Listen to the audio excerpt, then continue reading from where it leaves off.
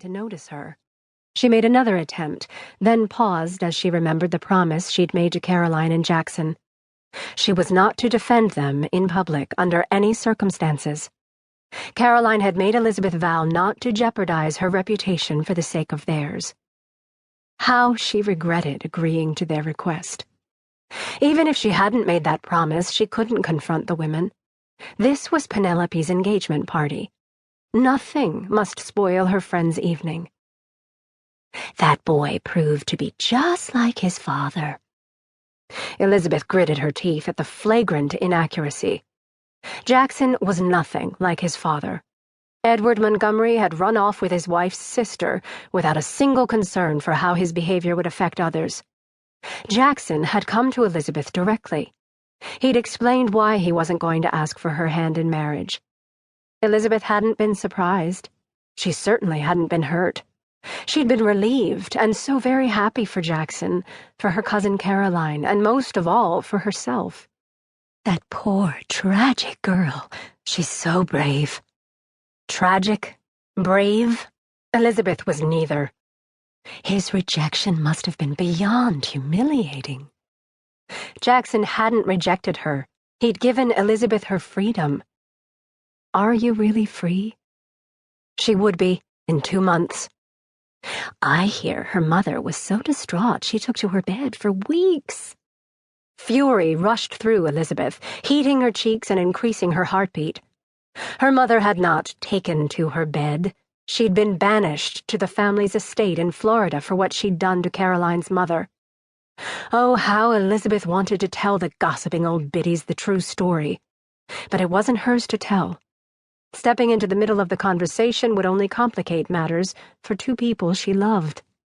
Just as Elizabeth thought she couldn't bear another moment of hearing the gossips discuss her family, they turned to another topic, something about an unfortunate young woman whose parentage had recently been thrown into question.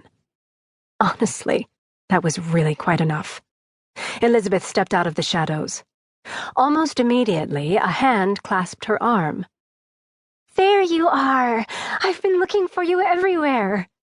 Forcing a smile, Elizabeth swiveled around to face her oldest and dearest friend in the world. "And now you found me." "So I have," Penelope laughed. The sound was full of unbridled joy. A rush of relief flooded Elizabeth. "You look terribly happy, Penny."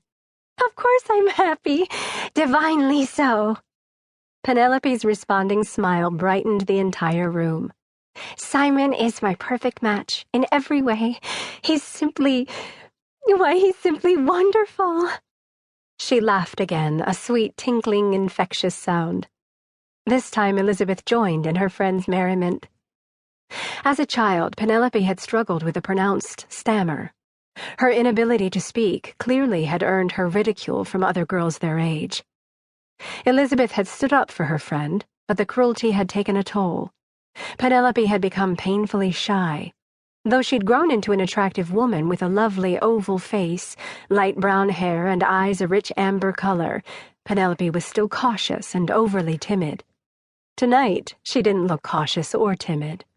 In a gold silk dress that matched her gorgeous eyes, she looked radiant, all because of Simon Burrows. "Speaking of your fiancé, where is he?" "Here I am." A tall figure appeared at Penelope's elbow. The couple stared at one another, both caught up in the moment. Simon's wide shoulders and considerable height nearly overwhelmed Penelope's petite frame. They shouldn't look good together, but they did. At last, Simon turned his attention to Elizabeth. "Good evening, Miss St. James." "Good evening, Mr. Burrows." For the next few moments, they spoke of nothing more significant than the weather. Elizabeth was struck by Simon's relaxed manner. The man came from an old New York Knickerbocker family. He was known for his rigidity and strict adherence to a moral code of behavior based on biblical precepts. Elizabeth was suddenly very, very glad she hadn't confronted the gossips. "I hope you don't mind, Miss St. James, but I'm afraid we'll have to continue this conversation another time. I was sent to fetch my fiancé." The smile he gave Penelope was full of warmth.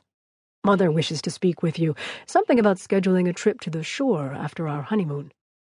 "Oh, yes, of course."